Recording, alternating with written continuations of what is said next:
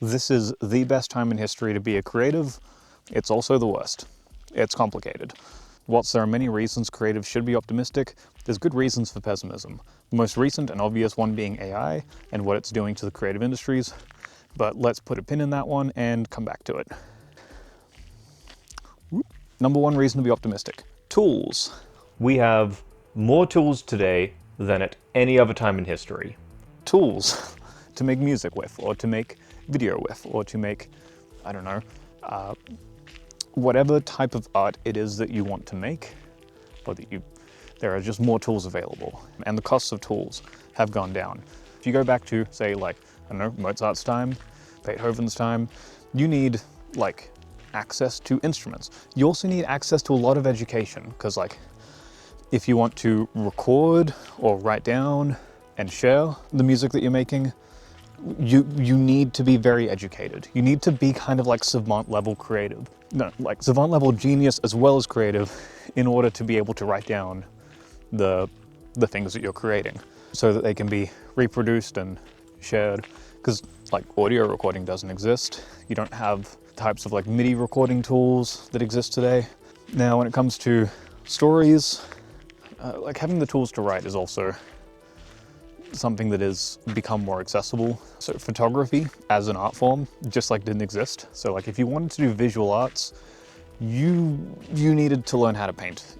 So like there's a huge barrier to entry there, where like you have to get skilled. You have to have these extreme levels of skill in order to be able to create anything. It's not to say you don't still need skills today, or like dedication or commitment and all that. You absolutely do, but not to the same degree. Like it really is easier today to have an idea pop into your head. It could be visual, could be music, could be whatever kind of idea it is. There are more tools available to us to be able to take those ideas from inside of our heads and put it outside of our heads. That is just much easier to do today, just from a tools perspective, because there are just more tools that, you know, and we're getting smarter tools, right? That's the thing. AI, it's got its downsides, but as much as there are downsides to AI, it's also contributing to lowering the barrier for entry for a lot of these art forms, specifically writing and visual arts. And I know that this is immediately going to get people's back up, and all I can say is I'm going to do a whole video addressing this, and like, trust me, I hear you. Like I get it. I get it. I'm just looking at the positives right now. So that's the thing. Barrier for entry, creative tools, and cheaper, right? Tools not only are more abundant and better, but they're also becoming cheaper. Now we're going to look at the pessimistic on the tools front. Okay, so first up is GAS, Gear Acquisition Syndrome. The perceived need that in order to create, you need more and better tools. Okay, this is a mindset problem. This is just basic insecurity. That's not to say there's nothing real to this problem, or that it's one that should be completely dismissed. There is a degree to which there is that piece of equipment that, if you have it, means that you can create things that you couldn't without it. That is literally true. So I'm not trying to dismiss the relevance or validity of GAS. And I've got a whole video that goes in like deep into the psychology of it. When creating, it can be hard, and you know, it's possible to get kind of insecure about it and be like, I'm not sure if this is good enough. Like I'm not sure if, you know, like I feel like I need something to make it better. And sometimes that thing is just more equipment. If I just buy more equipment, then that thing can be better. There can be some truth to this, but check this out. Whoa, up. Hey, what are those? Anyway, so I don't actually know that GAS is a specifically modern problem, but there is a modern feel to it, if that makes sense. With tools becoming more accessible and there being more of an actual market around prosumer level creatives, there is more advertising. There is more media structures put in place in order to convince you that you need this tool. And these like creative tools made for creative people, selling people the idea that they need more tools in order to create. Like it's not a hard sell there is an industry around selling people things. And while that's true, then it's a bit of a mindset thing. It's a bit of a, propaganda is too strong of a word, but it's like on the spectrum of like, I don't know, it becomes difficult to discern at times whether or not the thing that is actually worth doing right now is buying another piece of equipment, because it will genuinely improve your workflow and your process and may actually be necessary. It's difficult to discern between that in the valid case or that in the invalid case, where it's like, actually no, you should just go off and make a thing. Like, the fact that you don't have all the tools right now is like, you're using that as an excuse. You're allowing that to hold you back. And that's not good. That's bad. I would see that as like a negative for being a creative in the modern world. So let's go on to the next one. Pessimistic tools. Okay, our tools might become so efficient that entire creative industries will disappear. This is AI.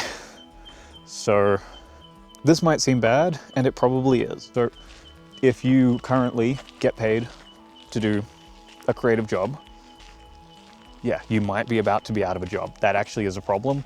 Long and the short of it is, if you rely on the creative industry and like that is your livelihood, yeah, you're in trouble. I'm not going to try and sugarcoat that. At least right now, the way that the narratives are playing out, you might, I hate to say like go try and find a job outside of the creative industry, but like you might need to. I don't know, you really need to assess it based on your own personal circumstances, but it does seem like creative jobs are at risk. That's a real thing. I'm not going to try and downplay that. But as much as that is a problem for people with creative industry jobs, it's not all parts of the creative industry, because there are some parts that just obviously can't be replaced by robots, at least not anytime soon. And if anyone tries, it would be bad. You wouldn't want to fire a bunch of people who do work that can't be replaced by a robot and then try and get a robot to do it. That's just bad for business. And if these companies don't work that out, they're just going to go out of business. So there is a degree to which I actually think the market will kind of handle this one, because I think a lot of the AI hype is completely overblown. I'm making a whole video on that though. So moving on.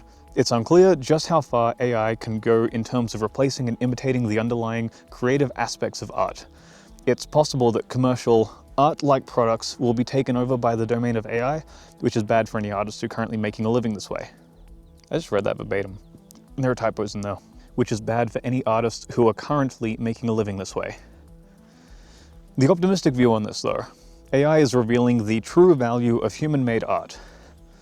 Okay, so did you guys see that thing about the photographer who won a AI art competition? Like, do I even really need to elaborate? The thing about art is it's a way of, like, it's a human-to-human communication. It is a way of expressing and communicating, and it's a thing done between humans. That's why it's meaningful to us, in large part, is because of what it means for us as humans. And look, I go in depth on this in my other video, so I'm not going to harp on about it too much here, but I think for creatives, this actually isn't a bad thing. It's just another tool which may be very powerful and very misunderstood currently, but it's another tool, right? It's not literally magic, as some people think it is. Cool, okay, so next reason why this is the best time to be alive as a creator. Access to knowledge for self-learning. Okay, the internet, an ever-expanding repository of knowledge to assist in skilling up for various creative pursuits. I don't even, like, you either understand this or you haven't, but the internet exists. This is really unusual. Consider pretty much any moment in human history up until right now. So for the last kind of 30 years, we've had the internet. When I say like 30 years ago, the internet existed, like it existed in a very reduced form compared to what it is now. Right now, I can make high quality 4K 60p video and broadcast it to people. I don't know if anyone's going to watch this, but I can do it, right? You can find any piece of educational media that's been produced and put on the internet, and you can engage with it. This has never happened before. I cannot emphasize this enough. Like, if you take what it was like before books existed, then you consider what it was like after books existed. You just went from having almost no access to knowledge, relatively speaking. In retrospect, once books begin to exist, it's not just the knowledge you have access to isn't just the knowledge of the people who you interact with every day. It's also the knowledge of the people who write books and actually have like meaningful information to convey. I know, your access to knowledge basically tenfolds instantly as soon as books get invented.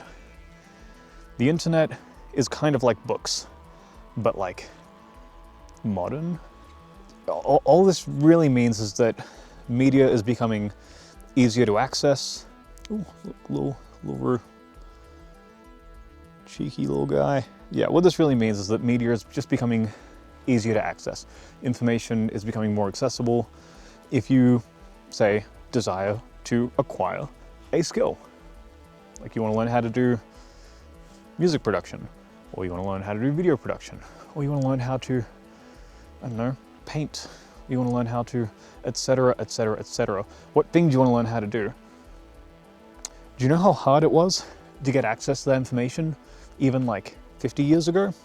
You could maybe find a course, like a university course. You go to a library, hope they have a book on the subject, or you could just kind of work out on the fly kind of how you think maybe it all works. As in, you could like buy the materials you think are necessary to do the thing and then just like try and experiment and maybe you'll get somewhere, right? And like, I mean, the further and further you go back in time, the worse and worse this becomes because the less and less information there is. And getting access to new information becomes harder and harder.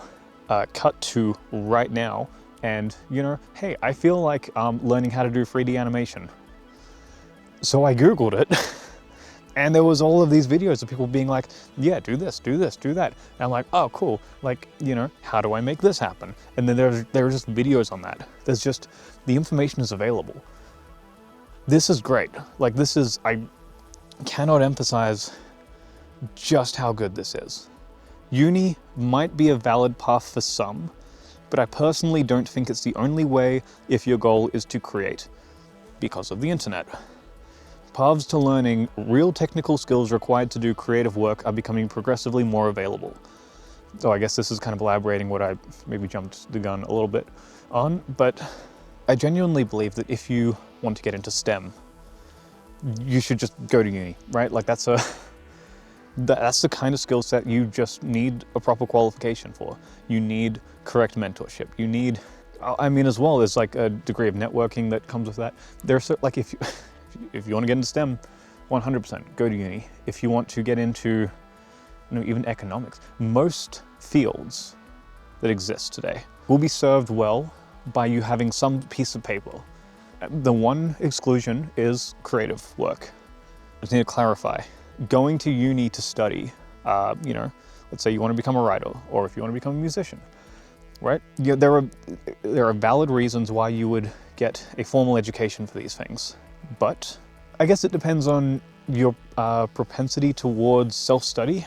If you can self-study though, it has become easier than ever to kind of just do that rather than have to spend huge amounts of money or go massively into debt to acquire these skills. It's not the only way to acquire these skills these days.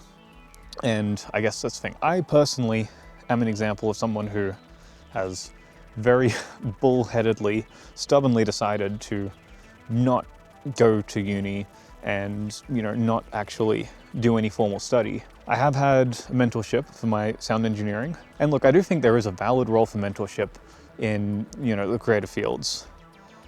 And I suppose it's not clear what like the future model of mentorship is going to be, whether it is just like, you know, people putting content out and those engaging with it, you know, kind of absorbing the information, because there is a degree to which having someone actually just review your work and be like, you're making this mistake repeatedly is kind of useful. You just may not notice it otherwise. At which point I think actually feedback is a really important key there, and that is something that you gain through mentorship. So I'm not trying to say that you absolutely can just not do uni. You need to think about it. You need to work out if it makes sense for your situation. I was able to go straight into a mentorship like out of like school basically. That was a unique situation. That was lucky. If it wasn't for that, I would have gone to uni. Or at least it would have been a very smart idea for me to have done that. I'm not sure. I'm still like a bit dense and stubborn, so I may not have, but that's neither here nor there. On with the video. Okay, cons. Let's get into the negatives of access to knowledge for self-learning, because there are positives, but yes, there are also negatives. So, too much knowledge. Okay, so learning can actually become addictive to the point where it can interfere with the practice of your craft. Knowledge only becomes useful once you know how to implement it into your practice. Otherwise, it's all theoretical. I had this issue with my writing for a long time. I spent so much time just watching videos on how to write, how to do this, how to do that, all these various technique videos. And I was implementing absolutely none of it. When I went to actually try and write, it just wasn't very good. None of these techniques had translated into my actual writing because I wasn't practicing any of them. I do think it is it's good in that you can learn all of the techniques that you don't know, so you at least know what you don't know. That can be actually genuinely useful. But if you're unable to actually work out how to put it into practice, there's an amount that you actually just have to practice, right? And I guess that's the thing, the addictive part of just taking in this information without actually putting it into practice, because it makes you feel like you're making progress even when you're not. Like maybe there's like an ideal ratio of like information in to information practiced, because there is such thing as practice without actually improving. You can over-practice, and if you're not taking in any information to improve what you're doing, you're just practicing, and you're not necessarily improving, right? So there's like a focused practice versus unfocused practice. It's a whole thing. Anyway, the addictive aspects of the addictive aspects of information acquisition can make actually engaging in practice more difficult. It can actually become a challenge to practicing. Overwhelm/paralysis. Jack of all trades syndrome. I personally actually have this issue. There's a sense of all of the possibilities that are present right now, and there's a desire to try and take advantage of all of them.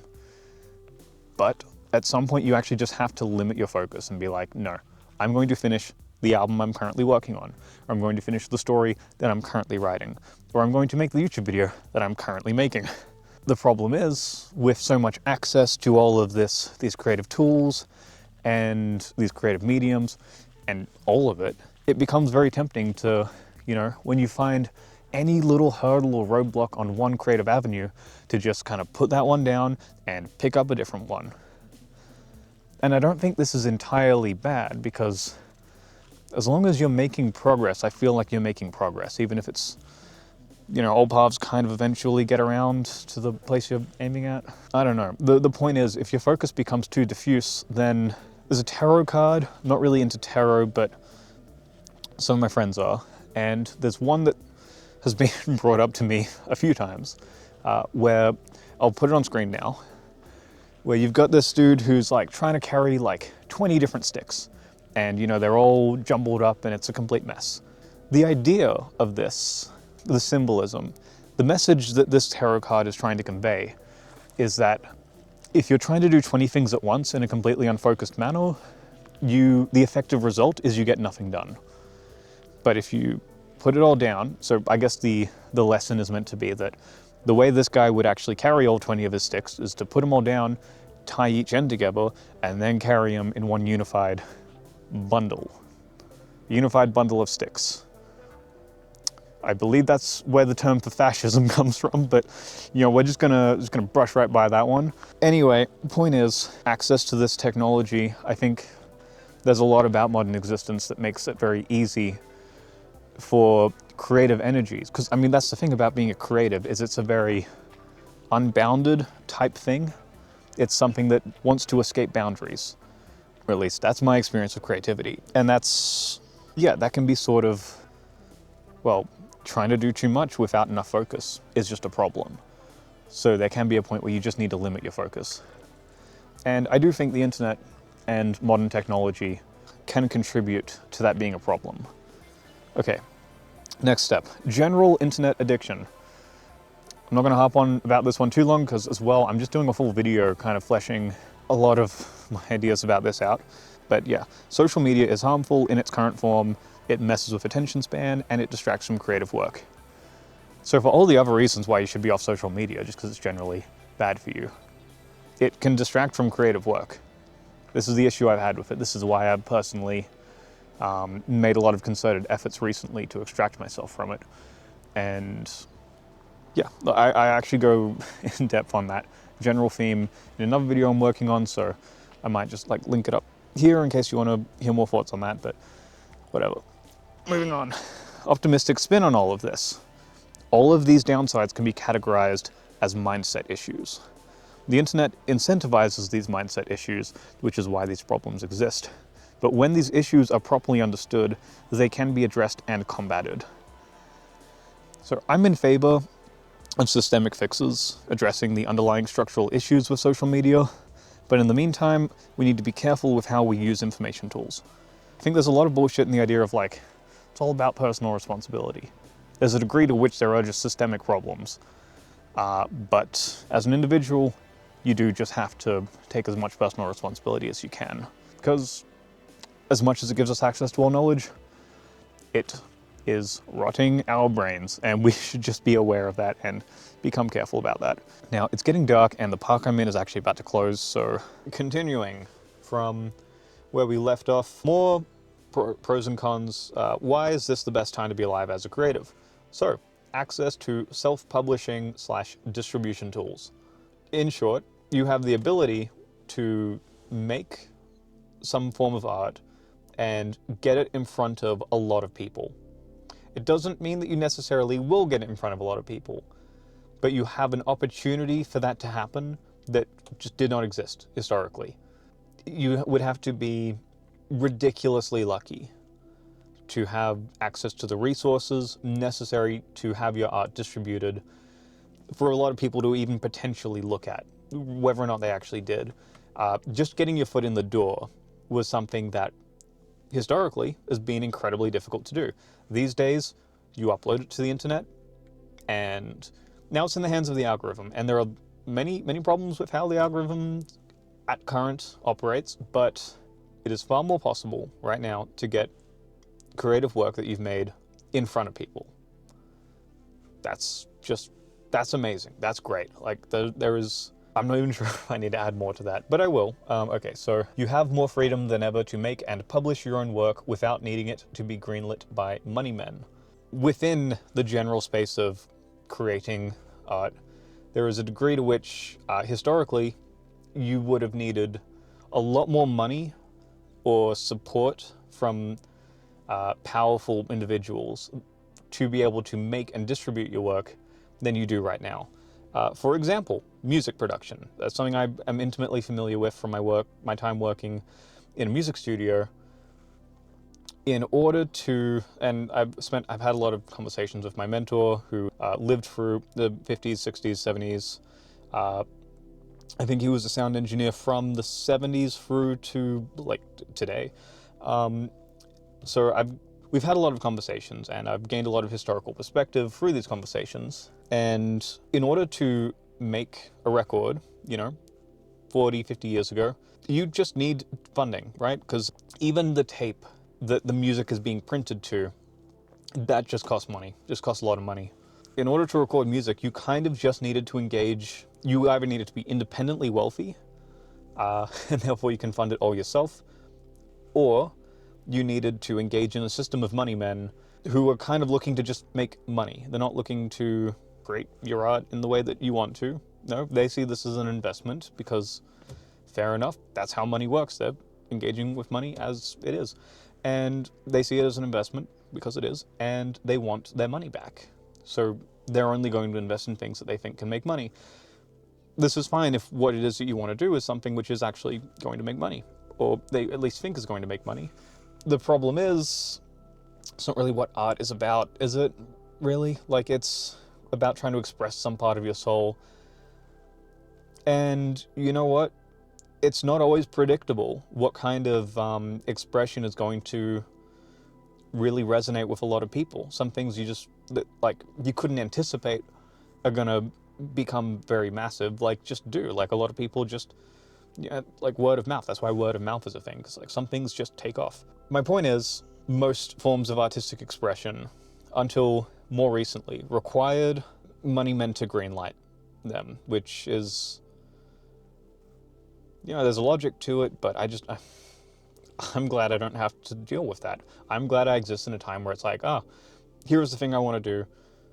I can more or less make it happen, right? I can't make movies because I don't have the budgets to make movies. I'd need money men in order to make movies, but I can make all the music I want, and I don't need to actually have like a music studio. I don't need to use a music studio because I can make music and anyone can do this. This is what I think is great about electronic music, is you can kind of just do it, right?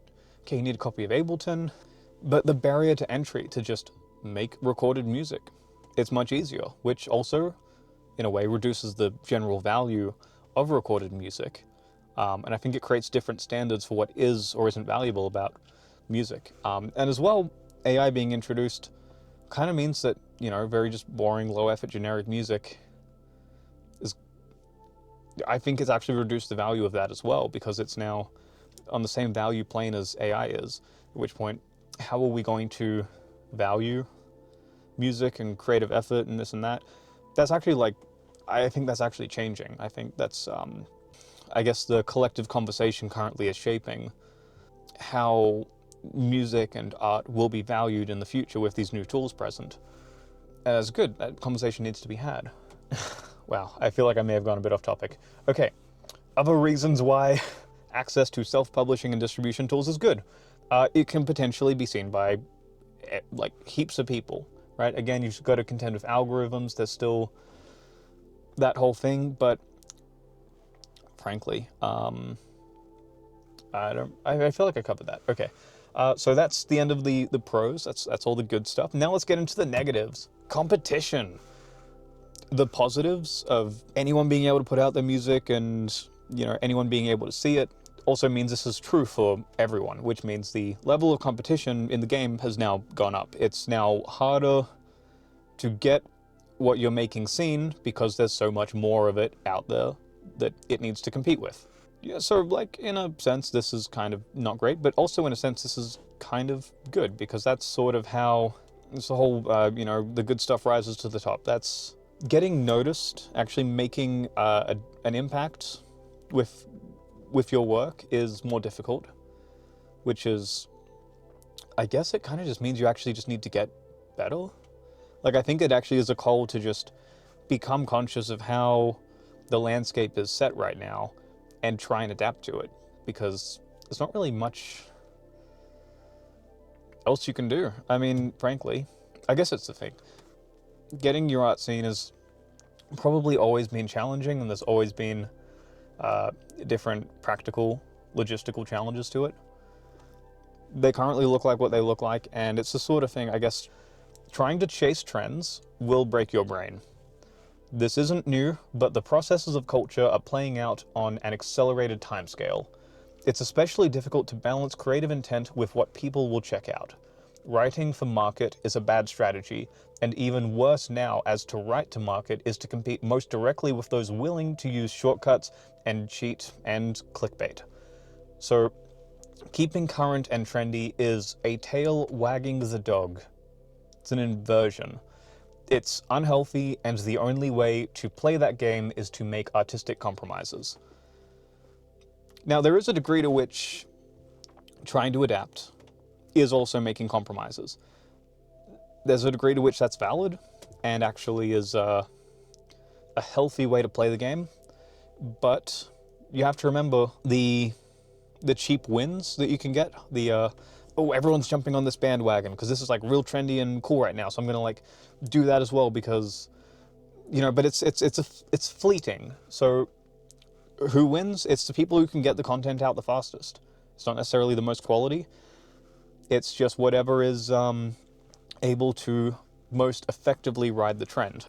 Anyway, that's one of the dangers. That's one of the cons of this current environment, is with incentive structures based around an attention economy, it's possible to kind of, I guess, in a way, be corrupted or be led astray by that game. So I think that's bad. I think that's something to watch out for. I think that's something to be careful about. Optimistic take. If you factor out the competitive aspect and focus on making personally meaningful art, you might not be able to make it as quickly or as marketably, but you'll make something which excites you and has meaning.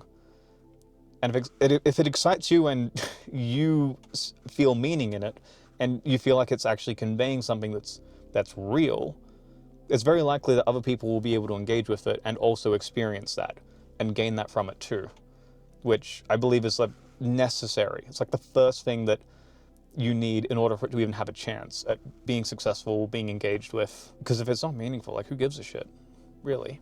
It's okay, so in conclusion, there are many aspects of modern life and our modern environment which are conducive towards being a creative, but there are many aspects that play against it as well. And I think just being conscious of those things, being grateful for the amazing tools and the amazing opportunities that exist right now is really important. It's also important to be careful about the downsides and the negatives and the dangers that exist within the space as well. It's just important to be conscious of all of it, because you can't take any of it in isolation. If you look at only the negative side, you'll only see negatives. It's very easy to do. It's incredibly easy to do. If you only look at the positive sides, well, then you'll see the positives. I think the thing is, it's much easier to see the negatives and to focus on the negatives because we have negativity bias. It's a tool put into us by evolution to keep us alive. It's a survival tool. So I don't think we need help seeing the negatives, but we do need to remind ourselves about the positives and to stay positive. And so I guess I'm hoping I've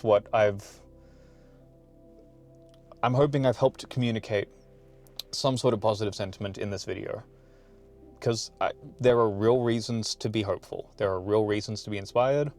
There are real, like, look, if this is you, if you are a creative, good. Like, this is great. You live in the best time. Now, all I'll say is it's not easy, but look, if you're driven to do this, you're driven to do this. I'm driven to do this. I can't do anything but this.